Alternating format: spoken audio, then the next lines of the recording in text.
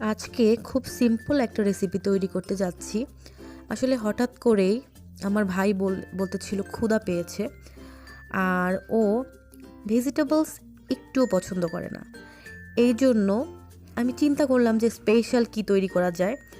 তৈরি করে ফেললাম ভেজিটেবল ফ্রেঞ্চ অমলেট। এই রেসিপিটি খুবই ইজিভাবে তৈরি করা যায়। অল্প উপাদান দিয়ে খুব ঝটপট এই রেসিপিটি তৈরি করে ফেলুন।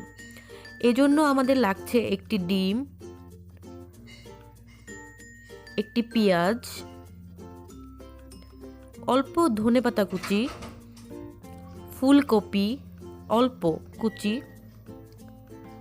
অল্প টমেটো কুচি, সামান্য গাজর কুচি, সামান্য বিট কুচি, এটা এখন বাজারে কিনতে পাওয়া যায়, সামান্য বেগুনি পাতাকপি কুচি।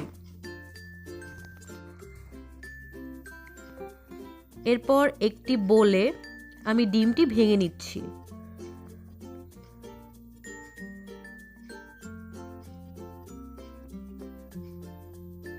দিয়ে দিচ্ছি একে একে ফুলকপি কুচি, বাঁধাকপি কুচি, সামান্য ধনে কুচি, বিট কুচি, পেঁয়াজ কুচি, গাজর কুচি,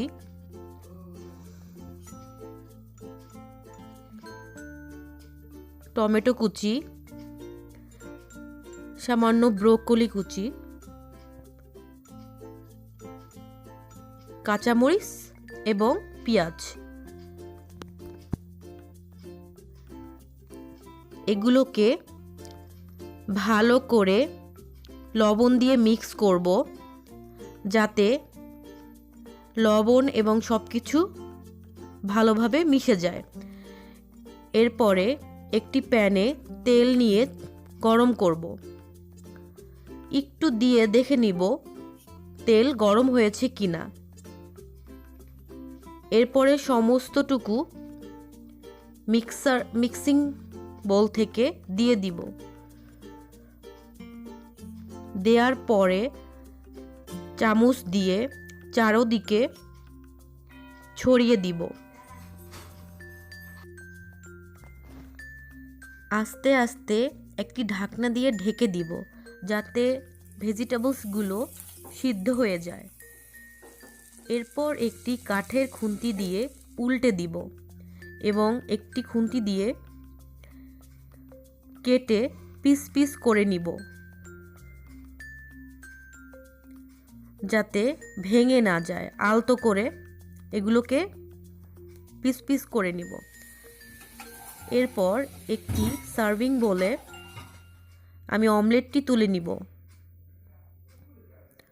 সুন্দর করে গার্নিশ করে সার্ভ করব যে খেতে চায়। আসলেই অনেক ইয়াম।